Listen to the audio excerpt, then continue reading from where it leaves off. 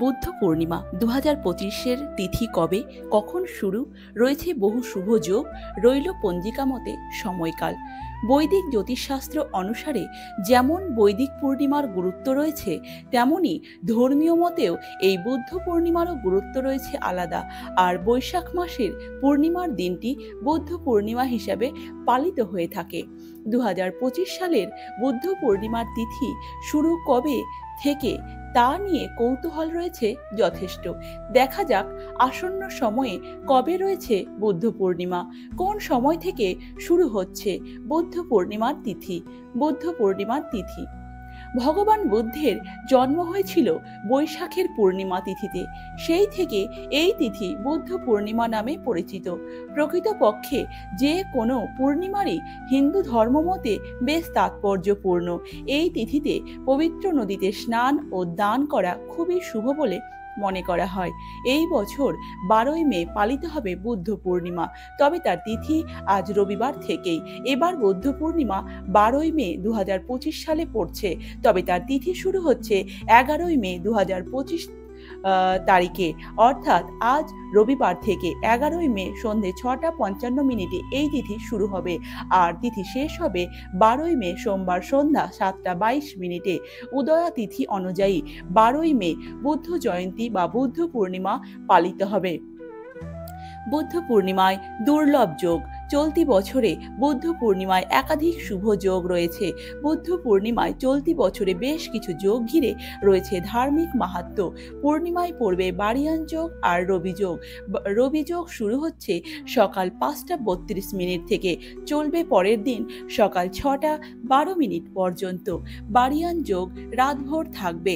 বুদ্ধ পূর্ণিমায় ভদ্রাবাস যোগও থাকবে, সেটি থাকবে সকাল 9টা থেকে 14 পর্যন্ত।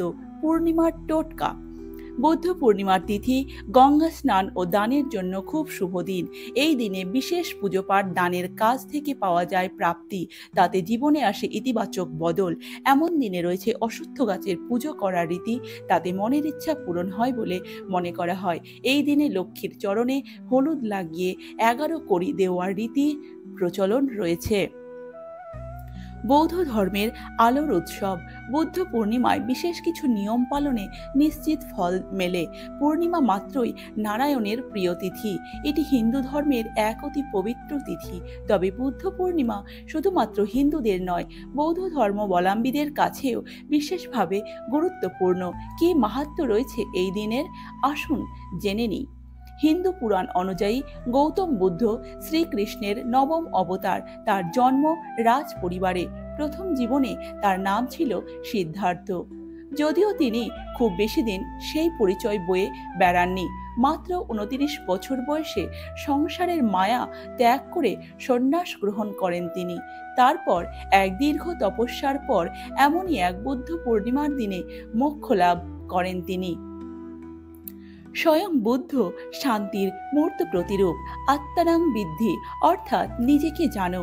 সেই জ্ঞানার্জনের স্বার্থেই একদিন সংসারের মায়া ত্যাগ করেছিলেন 29 বছরের এক যুবক, সৌম্যকান্তি সুদর্শন। সেই যুবকই কপিলা বস্তুর রাজকুমার সিদ্ধার্থ, রাজা শুদ্ধোদন ও রানী মায়াদেবীর পুত্র। অন্যান্য রাজকুমারদের মতো তারও হাতে খড়ি হয়েছিল সব রকম বিদ্যায়, কিন্তু ছোট থেকেই তিনি যেন অন্য ধাতুতে তৈরি। তার বয়সী অন্যান্যরা যখন খেলাধুলায় মত্ত, তখন হয়তো সিদ্ধার্থ ধ্যানরত অবস্থায় কোনো গাছের নিচে বসে রয়েছেন। আসলে সে সবই যেন ছিল সার্বিক তথাগত হয়ে ওঠার প্রস্তুতি। তারপর এক রাত্রিতে স্ত্রী ও সদ্যজাত সন্তানকে ঘুমন্ত অবস্থায় রেখে ঘর ছাড়লেন সিদ্ধার্থ। 6 বছর ধরে চলল কঠোর তপস্যা। তারপর একদিন নিরঞ্জনা নদীর তীরে বটবৃক্ষের তলায় তিনি বোধিপ্রাপ্ত হলেন। সেদিনও ছিল এক বৈশাখী পূর্ণিমার রাত। আকাশে তখন এক থালা চাঁদ। নতুন জন্ম হলো 35 বছরের সিদ্ধার্থের। তবে তখন আর তিনি সিদ্ধার্থ নন, তিনি তখন তথাগত বুদ্ধ। বৌদ্ধ ধর্মাবলম্বীদের কাছে এই দিনটি খুবই পবিত্র। এই বিশেষ তিথিতে সারাদিন ধরেই চলে গৌতম বুদ্ধের আরাধনা ও নানা মাঙ্গলিক অনুষ্ঠান। মনে করা হয় এই বিশেষ দিনে বুদ্ধদেবের উপাসনা করলে পার্থিব দুঃখ কষ্ট থেকে পরিত্রাণ মেলে। বৌদ্ধ ধর্মাবলম্বীদের কাছে তাই এই দিনটা আলোর দিন। এই দিনটাকে তারা আলোর উৎসব হিসেবেই পালন করেন। এই দিনে অনেকে গরিব দুঃখীদের পেট ভরে খাওয়ান এবং দান ধ্যানও করেন। পাশাপাশি হিন্দুরাও এই পূর্ণিমা তিথি নিষ্ঠাভরে পালন করে থাকে। এই দিন সকালে উঠে স্নান সেরে শুদ্ধ বস্ত্র পরিধান করতে হয়। তারপর নারায়ণের পুজো করার নিয়ম রয়েছে। শুধুমাত্র সাদা ফুল ও তুলসী পাতা দিয়েই এই পুজো করা যেতে পারে। পুজোর শেষে সবার মধ্যে প্রসাদ বিলি করতে হয়। তবে এই সব সাধারণ নিয়ম যে কোনো পূর্ণিমা পুজোতেই হিন্দুরা পালন করে থাকেন। অন্যদিকে বুদ্ধ পূর্ণিমায় রয়েছে চন্দ্রদেবের পুজোর প্রচলন। শাস্ত্রমতে এই দিন চন্দ্র তার 16টি কলায় পূর্ণ থাকেন। প্রচলিত বিশ্বাস অনুযায়ী বুদ্ধদেবের পাশাপাশি এই দিন চন্দ্র ও বিষ্ণুর উপাসনা করলে ইচ্ছে পূরণ হবেই। বৌদ্ধং শরণং গচ্ছামি, অর্থাৎ বুদ্ধের শরণে নিজেকে সমর্পণ করা বৌদ্ধ ধর্মের মূল কথাই হলো তাই। এ ধর্মে কোনো জাতিভেদ প্রথা নেই, হিংসার কোনো কথা নেই, কেবল বুদ্ধের শরণ নেওয়াটুকুই সার। বিশেষজ্ঞদের কেউ কেউ মনে করেন বুদ্ধ কেবল তথাগত নন, তিনি যেন চেতনার দৈত্যক, আর সেই চর্চার স্মরণে যাওয়ার কথাই বলে গিয়েছিলেন বুদ্ধদেব। বুদ্ধ পূর্ণিমার দিনে সেই শান্তির বার্তা আত্মস্থ করে নেওয়াই আসলে প্রয়োজন। বৌদ্ধ পূর্ণিমার তাৎপর্য। বৌদ্ধ ধর্মাবলম্বীদের কাছে বুদ্ধ পূর্ণিমার তাৎপর্য অত্যাধিক। বৈশাখী পূর্ণিমাকে বলা হয় বৌদ্ধ পূর্ণিমা। মহাকারণিক তথাগত গৌতম বুদ্ধের জীবনের 3টি গুরুত্বপূর্ণ ঘটনা বৈশাখী পূর্ণিমার দিনে হয়েছিল, যথা সিদ্ধার্থের জন্ম, বুদ্ধত্ব লাভ এবং মহানির্বাণ। তাই বৌদ্ধদেবের কাছে এ দিনটি ত্রিস্মৃতি বিজড়িত বুদ্ধ পূর্ণিমা নামেও খ্যাত। বৌদ্ধ পূর্ণিমায় বৌদ্ধ নরনারী সবাই দান ধ্যান পূর্ণকর্ম কুশল বিনিময়ের মাধ্যম অতিবাহিত করেন। পরিবারের সকলকে নিয়ে বৌদ্ধ বিহারে যান, পুজো বন্দনা করেন, বাতি ধূপ জ্বালিয়ে প্রার্থনা করেন, শীল গ্রহণ করে সংকল্প করেন আদর্শ মানুষ হওয়ার জন্য। তারা বৌদ্ধ ভিক্ষুদের কাছ থেকে ধর্ম উপদেশনা শ্রবণ করেন এবং ভাবনা অনুশীলন করেন। তারা পবিত্র চেতনাকে ধারণ করে দিনটি উদযাপন করেন এবং গৌতম বুদ্ধের আদর্শ জীবনের স্মৃতিচারণা করেন। এক সময় কপিলাবস্তু নগরে 7 দিন ধরে চলছিল আষাঢ়ী পূর্ণিমা উৎসব।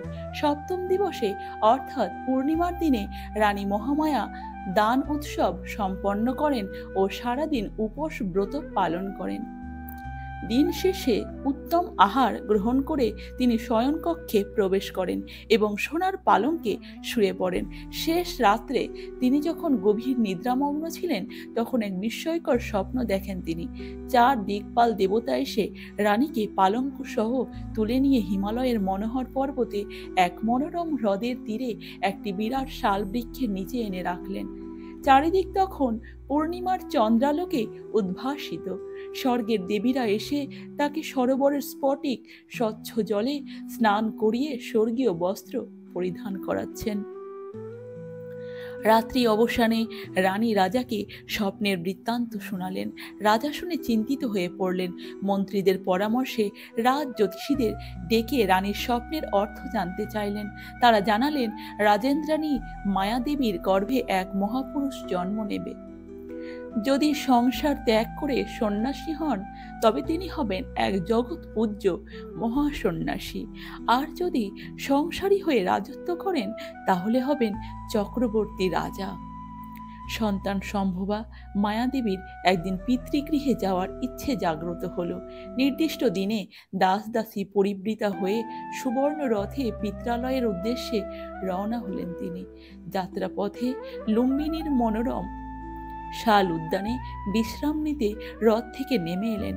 এমন সময় তার দক্ষিণ কক্ষী ভেদ করে জগৎ আলোকিত করে ভূমিষ্ঠ হলেন ভাবী বুদ্ধ রাজকুমার সিদ্ধার্থ। কথিত আছে ভূমিষ্ঠ হয়ে তিনি সপ্তপদ উত্তর দিকে অগ্রসর হন এবং প্রতি পদক্ষেপে তার পায়ের নিচে একটি করে পদ্ম প্রস্ফুটিত হয়। সেদিন ছিল বৈশাখী পূর্ণিমার পুণ্যময় তিথি। রানীর পিতৃগৃহে আর যাওয়া হলো না। সদ্যজাত সন্তানকে বক্ষে ধারণ করে রাজধানীতে ফিরে এলেন তিনি। বহু প্রতীক্ষার পরে মহামায়ার কোলে এক দেব শিশুর আগমন ঘটেছে। এ খবর চারিদিকে ছড়িয়ে পড়তে আর দেরি হলো না। সারা রাজ্যে আনন্দের বন্যা বয়ে গেল। নগর ও রাজপ্রাসাদ আলোকসজ্জায় সজ্জিত করা হলো। দরিদ্রদের জন্য রাজকোষ উন্মুক্ত করে দেওয়া হলো। আনন্দ উৎসবের মাধ্যমে সদ্যজাত শিশুর নামকরণ করা হলো। সবার মনোরথ সিদ্ধ হয়েছে বলে রাজা শুদ্ধোধন পুত্রের নাম রাখলেন সর্বার্থ সিদ্ধ বা সিদ্ধার্থ। কুমারের জন্মের 7 দিন পরে রাজপ্রাসাদে শোকের ছায়া নেমে এলো। মায়াদেবী মৃত্যুবরণ করলেন। জন্মদাত্রী মায়ের মৃত্যুর পর বিমাতা মহাপ্রজাপতি গৌতমী সিদ্ধার্থের লালন পালনের ভার গ্রহণ করলেন। তার স্নেহে যত্নে সিদ্ধার্থ ধীরে ধীরে বড় হতে লাগলো। গৌতমী তাকে লালন পালন করেছিলেন বলে তার অপর নাম হয় গৌতম। সিদ্ধার্থ গৌতম যৌবনে পদার্পণ করলে সুন্দরী রমণী গোপাদেবীর সঙ্গে বিবাহ বন্ধনে আবদ্ধ হন। এরই মধ্যে সিদ্ধার্থ গৌতমের বৈরাগ্য চেতনা প্রবল হতে থাকে। সংসারের প্রতি তিনি বিরাগ এবং অস্থিরতা দেখতে পান। তখন রাজা শুদ্ধোধন তার মন শান্ত করার জন্য তার রাজকীয়ভাবে নগর ভ্রমণের ব্যবস্থা করেন। নগর ভ্রমণে গিয়ে তিনি দেখতে পেলেন এক ব্যাধিগ্রস্ত ব্যক্তি, জরাগ্রস্ত ব্যক্তি, মৃত ব্যক্তি এবং এক সন্ন্যাসীকে। উক্ত ঘটনা তাকে দারুণভাবে ব্যথিত করে। পরদিন তিনি সংসারের মায়া ত্যাগ করার জন্য সংকল্প গ্রহণ করেন। এরই মধ্যে তিনি সংবাদ পেলেন তাদের সংসারে কোল আলোকিত করে জন্মগ্রহণ করেছে এক শিশুপুত্র। তার নাম রাখলেন রাহুল। সিদ্ধার্থ গৌতমের মনে উদয় হলো, রাহুল জন্মেছে, আমার বন্ধন জন্মেছে। মুক্তির সন্ধানে বের হবেন, সংসার ত্যাগ করবেন। এ সংকল্পে অটুট থেকে সদ্যজাত সন্তান রাহুল মাতা গোপাদেবীকে এক পলক দেখে গভীর রাতে সবাই যখন ঘুমিয়ে পড়েছে তখন সারথি ছন্দককে নিয়ে চলে গেলেন নৈরঞ্জনা নদীর তীরে। গ্রহণ করলেন সন্ন্যাসব্রত। রাজপুত্র দিন যাপন করতে লাগলেন বন জঙ্গলে, ঋষিদের আশ্রমে। এভাবে সত্যের সন্ধানে কঠিন থেকে কঠিন ব্রত পালন করে যাচ্ছেন, কিন্তু সেই কাঙ্ক্ষিত লক্ষ্যে পৌঁছাতে পারছেন না তিনি। এভাবে তিনি কাটিয়ে দিলেন দীর্ঘ 6টি বছর। অবশেষে কঠিন ব্রত পালনে মুক্তি লাভ সম্ভব নয় এ বিষয়ে অবগত হয়ে মধ্যম পন্থা অবলম্বন করতে ব্রতী হলেন। আহার বিহারের প্রতি মনোযোগী হলেন। বটবৃক্ষ তলে বসে ভাবতে ভাবতেই সুজাতা নাম্নী এক নারী বৃক্ষ দেবতাকে পূজার মানসে পায়সান্ন দান করতে এলেন। তার শ্রদ্ধা প্রদত্ত পায়সান্ন সিদ্ধার্থ গৌতম গ্রহণ করলেন এবং তাকে আশীর্বাদ করলেন। সিদ্ধার্থ গৌতম মধ্যম পন্থা অবলম্বন করে ব্রত করার সময় পূর্ণিমা দিবসেই তার সংকল্প পূর্ণ করলেন। সব তৃষ্ণা অবিদ্যা ধ্বংস করে নতুন এক আধ্যাত্মিক জগতের সন্ধান লাভ করে নির্বাণ তত্ত্ব আবিষ্কার করে জগতের সম্যক সম্বুদ্ধ হিসাবে আবির্ভূত হলেন। তখন থেকেই সিদ্ধার্থ গৌতম সম্যক সম্বুদ্ধ হিসাবে পরিচিতি লাভ করলেন।